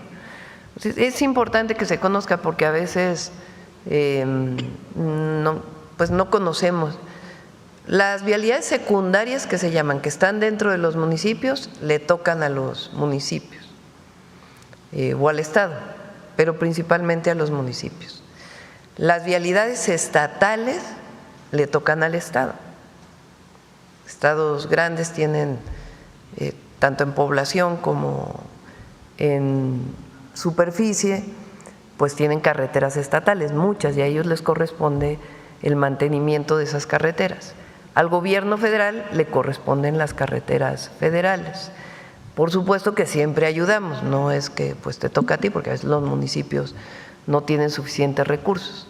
Entonces no sé si en este caso, pues me imagino que se refiere a una vialidad estatal en la que intervino el Estado de México. Gracias, presidente. Sí. Ahora sí atrás. Después vamos para acá. Muchas gracias, presidenta. Vicente Serrano, conductor de Sin Censura TV. Muchas gracias por darme esta oportunidad. Si me permite unos planteamientos, pero antes, dos respetuosos recordatorios. Aquí usted se había comprometido a solicitar la resolución del caso del nuevo centro de población agrícola denominado Antonio Rosales de Navojoa, Sonora. Histórica exigencia de resarcir daños a estos humildes ciudadanos que fueron desalojados hace décadas a la fuerza de sus tierras. Creo que se ha atorado la situación con la SEDATU y con la Procuraduría Agraria. Le pediría, se está atendiendo, pero le pido a Edna que nos pueda dar un avance. El otro recordatorio respetuoso, presidenta, aquí nos habíamos también comprometido a hacer algo así como el quién es quién en la atención a la salud privada, y creo que no se ha hecho. Le comentaba este caso de las irregularidades en la clínica San José. Vamos a recordarle, Iván. Por favor. De acuerdo. Bueno, ahora sí, presidenta, tengo la idea, la percepción que el informe que le llega a usted de Estados Unidos sobre los consulados y la situación de los migrantes no es necesariamente lo que está ocurriendo. Y si me permitiera aportar para ver si podemos mejorar la situación en los consulados, voy a regresar al caso del paletero de Culver City que fue arrestado sin historial criminal, Ambrosio Lozano Grande. Su familia denunció un maltrato en el Consulado General de México en Los Ángeles. Ya tenemos identificada a la funcionaria como Reina Guerrero del Departamento de Protección, que no atendió con el amor que usted le ha pedido a los funcionarios de los consulados, a estos paisanos que, por cierto, fueron llevados al consulado por los miembros de la coalición Juntos Hacemos Historia, son simpatizantes de Morena en la comunidad. En lugar de ponerse a trabajar, pues ahora hay comunicaciones internas de la cónsul adscrita que señalan que hay que ponerle atención a estos casos, tal vez por lo mediático, y que tengan cuidado porque Vicente Serrano ya está asesorando a esta familia. Me parece absurdo que estén más preocupados en no salir en la mañanera que en ofrecer los servicios que merecen nuestros paisanos, y me llama mucho la atención que el cónsul general de México en Los Ángeles, Carlos González Gutiérrez, siga defendiendo esto que a todas luces ha sido denunciado por la gente. ¿Qué le dicen el canciller, los cónsules de este trato o de estas quejas, presidenta, para que no queden en la impunidad? Que también hay un balance de acciones disciplinarias contra quienes no están cumpliendo lo que usted dice, lo que usted les está ordenando, les está instruyendo, porque el caso de este paletero es alucinante. Fue transferido de Los Ángeles a El Paso, Texas, ahora está en Albuquerque, Nuevo México, lo que habla de una perversión de estas formas de hacer las cosas en esta cacería de inmigrantes en Estados Unidos. Y lo más alucinante es que en el consulado de Nuevo México, el cónsul Iván Villanueva les dijo que no los podían ayudar con la fianza ni con la situación legal, con la representación legal, que va contrario a todo lo que usted ha dicho aquí, que los recursos están y que si más se necesita, más se va a enviar. ¿Por qué pareciera que hay diferentes versiones de lo que está ocurriendo, Presidenta? ¿Y qué piensa de esto que le estoy mencionando? Porque después de que yo tuve conocimiento por parte de la sobrina de este paisano paletero, pues resulta que sí aparecieron los fondos y sí le van a ayudar. Y pues no podemos estar a lo que aparezca en la mañanera del pueblo para que actúen las autoridades consulares. ¿Qué piensa, Presidenta, sin el afán de dejar en mal a alguien, pero pues primero los paisanos, ¿no? Yo recibo diario y en particular cada semana, cada mes, o sea, diario hay un reporte de cuántos mexicanos conocemos a través de los consulados que están detenidos por distintos motivos, y cada mes recibo una revisión del trabajo de los consulados. Por supuesto vamos a revisar este caso como otros casos. Están por llegar los nuevos cónsules a sus nuevos lugares y todos los cónsules están a revisión permanente el trabajo que realizan y vamos a seguir trabajando. Por ejemplo, Rutilio Escandón, que hoy está de cónsul en Miami, lleva ya 3 días que ha entrado a este nuevo centro de detención, el Alligator, ¿cómo se llama? Alcatraz. Ha estado, es un lugar muy grande por lo que nos platica, y ha estado buscando a todos los mexicanos que están ahí para darles todo el apoyo. Ha estado haciendo un gran trabajo. Ayer estuvo ahí, tengo una nota hoy por la mañana de que hay 30 mexicanos con los que tuvo contacto y que se les está apoyando y se está buscando. Llegaron los 2 connacionales que estuvieron ahí detenidos, gracias en buena parte al trabajo de Relaciones Exteriores y del cónsul. Entonces hay cónsules muy buenos y hay cónsules pues que tienen que revisar su trabajo. Entonces vamos a revisar el tema de Los Ángeles. ¿Pero hay algún buzón de quejas o de qué sirve la denuncia, Presidenta, si pareciera que no hay acciones disciplinarias contra estos funcionarios que no actúan con el amor que usted les ha pedido para atender a nuestros paisanos? A ver, las sanciones disciplinarias tienen que ver con la revisión, o sea, no son subjetivas, no pueden ser subjetivas. Tienen que ver con una revisión de la Secretaría Anticorrupción. Hay un protocolo para sancionar a un servidor público. Entonces, en este caso, por ejemplo, puede entrar la Secretaría Anticorrupción, porque finalmente los consulados también están a revisión de la Secretaría Anticorrupción y de Buen Gobierno. Entonces, no es que les llame por teléfono la presidenta y les diga, a ver, a este señor sanciónenmelo, o esta señora o esta persona, sino que hay un protocolo para sancionar a un funcionario público. Y eso tiene que ver pues con las reglas de la Secretaría. Entonces, podemos pedirle a la Secretaría Anticorrupción que en este caso revise la actuación de los funcionarios públicos. Porque pareciera, en el caso de Los Ángeles, por lo importante que resulta por la comunidad mexicana allá, que hay algo extraño, ¿no? Yo solicité una entrevista con el cónsul, me dijeron del consulado que desde Cancillería habían negado el permiso para la entrevista porque no somos un medio local. Pero veo que el cónsul ya le dio una entrevista a New Yorker, donde hizo un perfil de su trabajo. Estuvo en Atlanta para una convención de Naleo.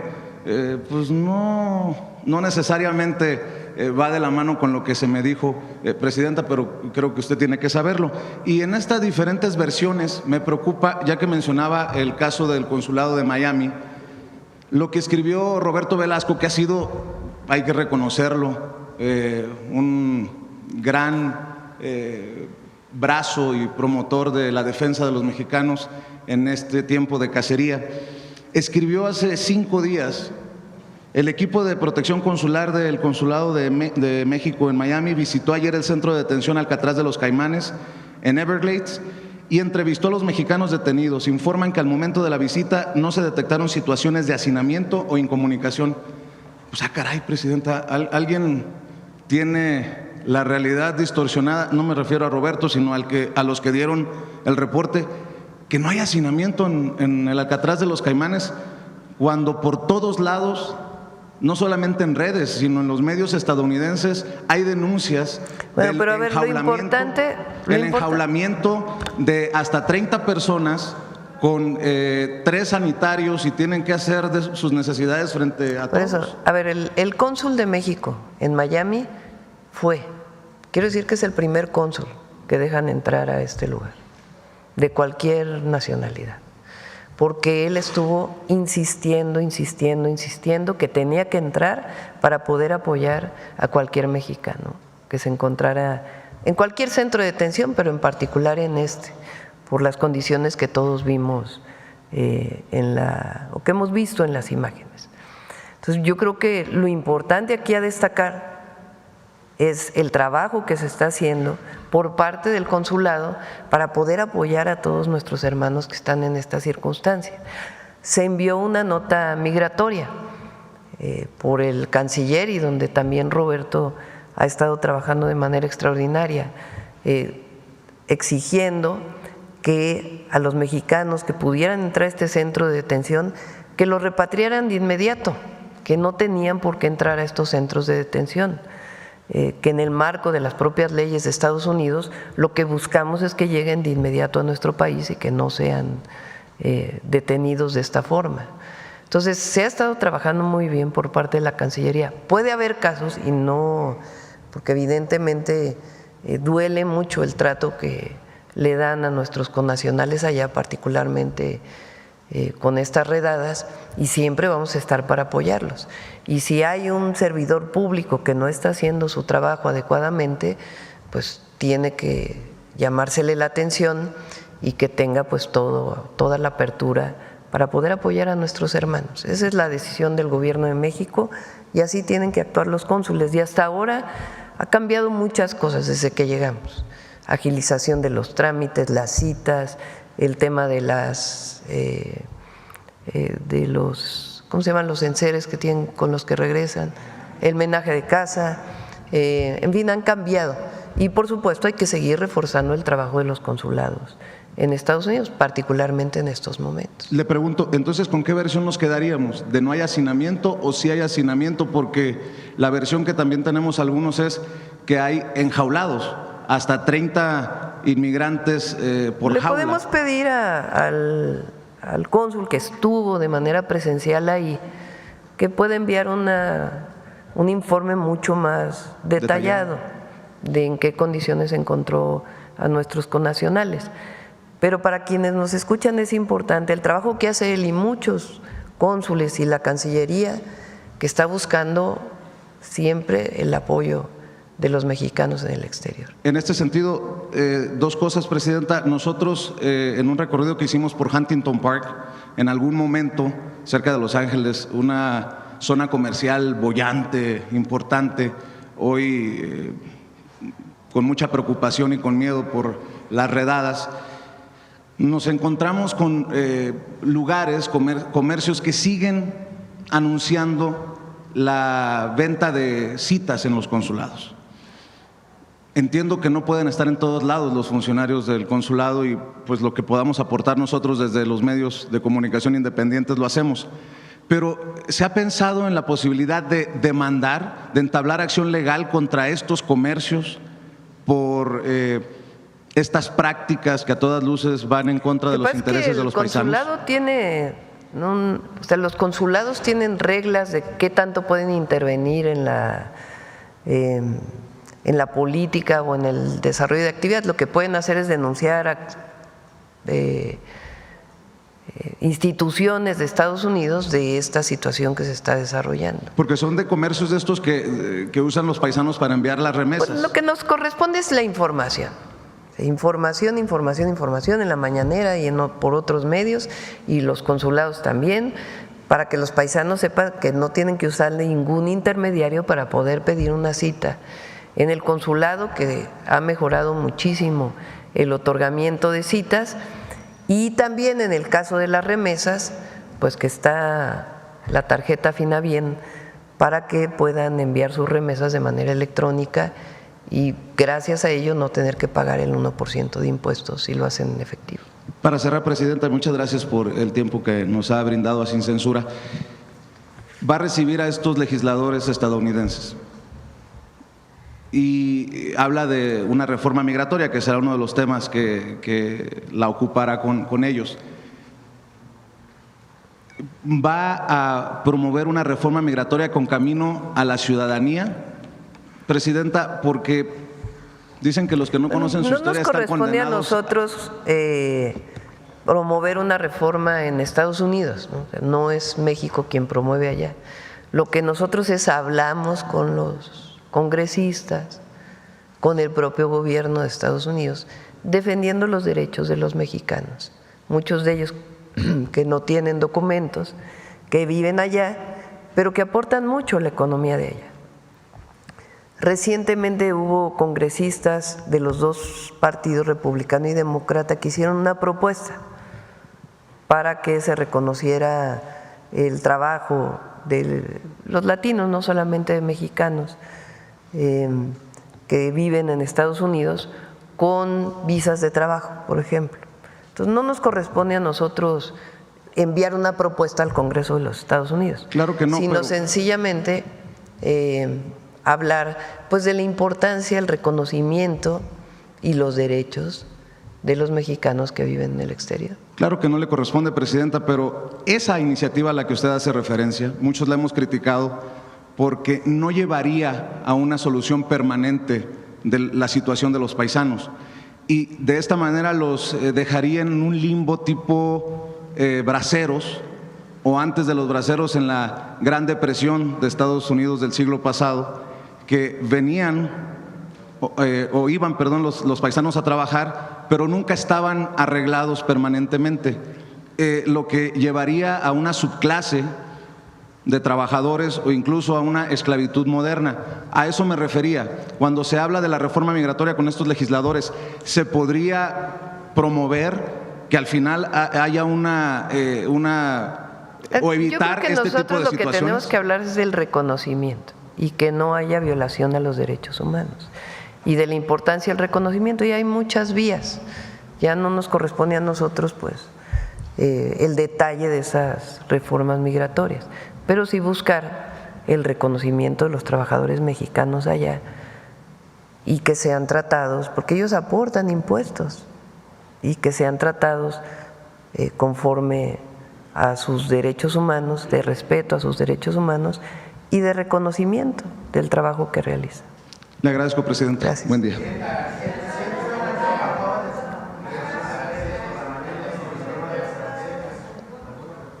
Ya pronto vamos a poder informar sobre eso. A ver acá, porque te prometí que va a venir acá. Muchas gracias, Presidenta. Abye Vargas, de Imer Noticias. Pues sobre las interconexiones regionales, quisiera saber cómo se van a hacer estas interconexiones regionales en los trenes, si se va a haber algún tren, un autobús que conecte con una ruta, con alguna ruta, o cómo se van a hacer estas interconexiones regionales, de que ya hay algunos estudios.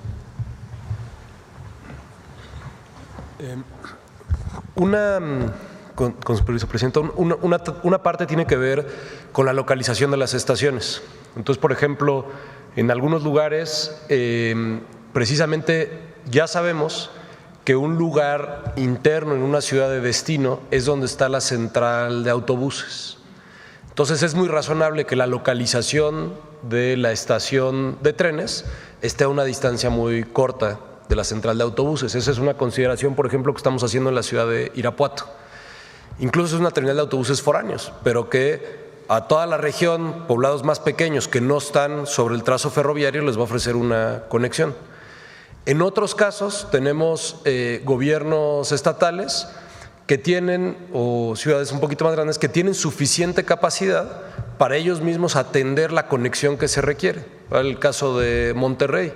Hemos estado en comunicación con la Secretaría de Movilidad del Estado y con el Metro de Monterrey, porque ellos la localización de la estación es relevante en términos de su red de autobuses y también la conexión que ofrece con el propio metro de Monterrey.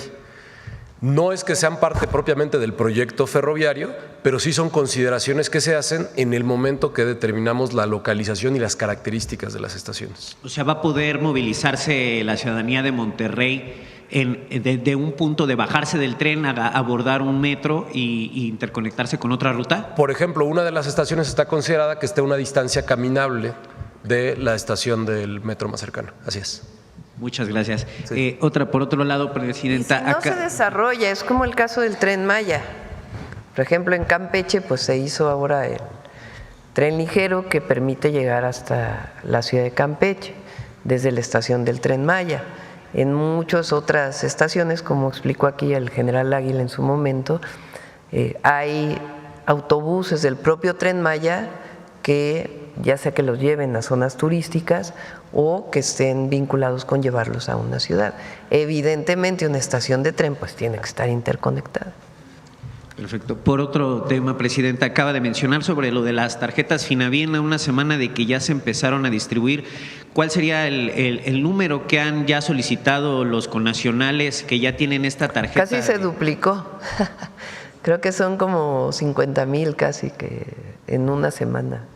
50,000 en una semana, que ya se están utilizando. Que las pidieron, que las solicitaron por correo.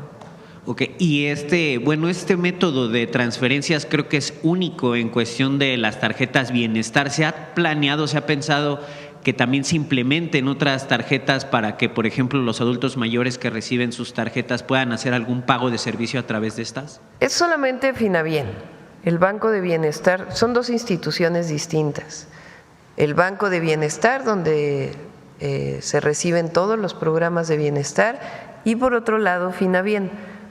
Tienen comunicación entre ellos y todavía va a haber más incorporación, pero son distintas. En este caso decidimos que solamente sea a través de Finavien, que le permite alianzas con instituciones financieras en Estados Unidos para poder hacer las tarjetas. Tienen también 2,000 y pico de sucursales y estamos buscando que las sucursales del Banco de Bienestar también puedan ayudar para recibir, pero son dos instituciones distintas. Son 50,000 las que ahorita ya solicitaron, pero ¿cuántas se prevén de que? Pues las que hagan falta, hay suficiente capacidad. Perfecto. Bueno, por otro tema… Ahora, hay que decir, de acuerdo con las remesadoras que existen, comerciales, alrededor de el 70% de las remesas son enviadas vía electrónica. O sea, es un paisano que tiene una cuenta de banco allá o que tiene una tarjeta de algún tipo y le envía a sus familiares una transferencia electrónica a México. Y hay 30% más o menos que van a una de estas lugares, una de estas tienditas que hay en distintos lugares de Estados Unidos, les pagan en efectivo y ellos con el efectivo le dicen, me envía por favor esta remesa a tal lugar, en tal sitio, y ahí ya sus familiares lo recogen. Entonces a ese 30% nosotros les estamos dando la opción de que de una manera más accesible pueda hacerlo de manera electrónica a través de la tarjeta Finavien. Perfecto. Pues en otro tema, ya estamos pues a 2 días de que se mencione sobre este impuesto de los aranceles. Y hay algunas pláticas, algún avance sobre los productores del tomate que había usted anunciado que iba a hacer, y también sobre la industria del cobre. Vamos a esperar para poder informar. Bueno, ya por último, sobre este 80% que sale que de los detenidos que están presos en Estados Unidos por narcotráfico, que son estadounidenses, ¿esto se ha abordado en algunas pláticas con autoridades de Estados Unidos, este número que es bastante relevante? Lo que hemos mencionado siempre en las reuniones de seguridad, y lo hace el canciller, el secretario de Seguridad, Roberto Velasco, que también participa pues en esta tarea de la coordinación, la colaboración y los acuerdos de cooperación a los que llegamos en materia de seguridad. Siempre planteamos nosotros que a nosotros nos toca hacer nuestra parte en México, pero a Estados Unidos le toca hacer su parte en Estados Unidos. Ayer creo que detuvieron a 2 personas en Estados Unidos, de agentes de CBP, ¿verdad? Por haber permitido el paso de droga a Estados Unidos.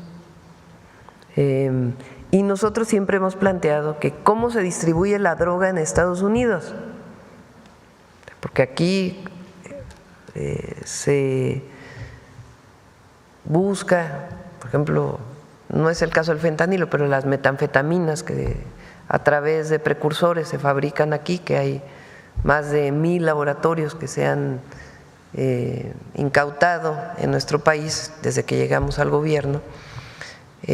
Por ejemplo, que se producen aquí y quieren pasar a Estados Unidos, pues a nosotros nos corresponde esa parte para evitar que lleguen a Estados Unidos. Y se hace de diferentes maneras, desde atención a las causas hasta la operación Frontera Norte que tenemos. Pero una vez que pasan del otro lado de la frontera, pues allá alguien las distribuye, ¿no? Alguien las vende, hay lavado de dinero allá también. Entonces a ellos les corresponde también lo que ocurre en su territorio, en su país, y a nosotros lo que nos corresponde aquí, y colaboramos y nos coordinamos pues para disminuir violencias, disminuir consumos y delitos. Muchas gracias, presidente. Bueno, cerramos, ya son 9:15. Va quién es quién en las mentiras. Adelante. Con su permiso, presidenta. Buenos días a todas y todos. Desde mayo, distintos comentócratas han publicado columnas en medios impresos en las que afirman, sin mostrar ninguna prueba, que existen diversas listas del gobierno de Estados Unidos sobre políticos presuntamente vinculados con el crimen organizado. Las columnas, sin fuentes, sin datos, sin evidencias, han sido recuperadas por medios de comunicación sin verificar la información, promoviendo la mentira. ¿Por qué la insistencia de una serie de elucubraciones que la propia autoridad estadounidense ha desmentido? Coincidentemente, usuarios de redes sociales también han promovido mentiras sobre falsos hechos vinculados con el crimen organizado. Desde las redes y desde los medios se busca generar la percepción de que la Estrategia Nacional de Seguridad y la Estrategia de Atención a las Causas de la Violencia no está funcionando, a pesar de que los resultados demuestran que sí. Veamos el video del detector de mentiras.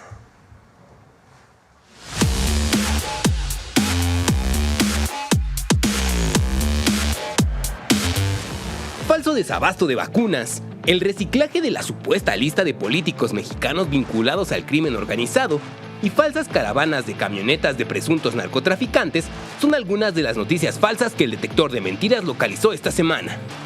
1. Estados Unidos presiona a México para entregar políticos mexicanos presuntamente vinculados con el crimen organizado. ¡Mentira! En la mañanera del pueblo del 28 de julio, la presidenta Claudia Sheinbaum desmintió que Estados Unidos presione a su gobierno para entregar a personas presuntamente involucradas con el crimen organizado y agregó que en ninguna llamada se ha pedido la entrega de una persona en particular que tenga que ver con una relación política. Absolutamente falso, de toda falsedad. Bueno, ninguna llamada que he tenido con el presidente Trump, que han sido muchas, ni llamadas que ha tenido el secretario de Relaciones Exteriores con el Departamento de Estado, ni la colaboración que haya del Departamento de Justicia con la Fiscalía, se ha pedido la entrega de alguna persona en particular que tenga que ver con una relación política. Desde el 15 de mayo de 2025, se ha desmentido en 8 ocasiones esta narrativa falsa impulsada por opinadores y comentaristas. 2. Caravana de camionetas vinculadas al crimen organizado desfilando por Baja California. ¡Mentira! El video que circula en redes sociales, en el que se observa una caravana de camionetas, corresponde a un evento realizado por un club todoterreno en Baja California. Estos clubes suelen organizar excursiones, rutas, campamentos y talleres para aprender técnicas de manejo todoterreno y mantenimiento de vehículos, y en sus cuentas en redes sociales es posible encontrar videos de este tipo de caravanas. 3. 15 personas vinculadas al crimen organizado transportaban material radioactivo radioactivo en Nuevo Laredo, Tamaulipas, en 2025. ¡Mentira!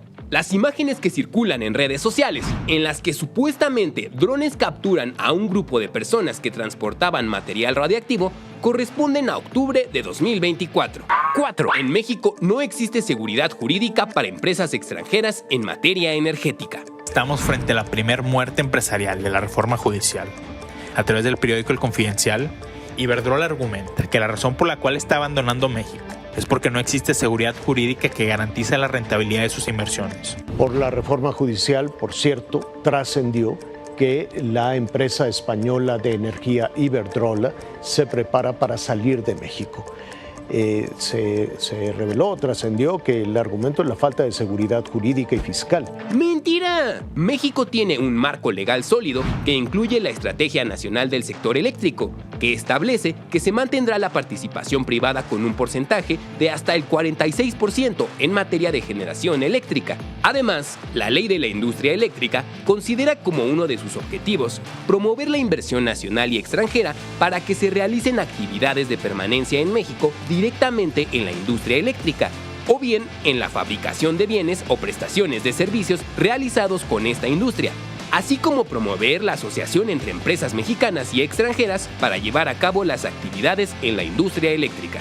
5. México enfrenta un desabasto de vacunas. Desde el 2019 ya no tenemos un sistema de vacunación adecuado porque dejaron de comprar estos medicamentos y estas vacunas. ¡Mentira! El 24 de julio la presidenta Claudia Sheinbaum aseguró que hay suficientes vacunas y desmintió que haya desabasto de estos biológicos, pues se han comprado todas. Además, la mandataria también destacó que la adquisición de medicamentos está al 96% y se fortalecerá su distribución a todas las instituciones de salud pública. Durante la primera Semana Nacional de Vacunación de 2025, que se llevó a cabo del 26 de abril al 3 de mayo, se aplicaron más de 2.6 millones de dosis en todo el país, superando la meta programada de 1.8 millones de dosis.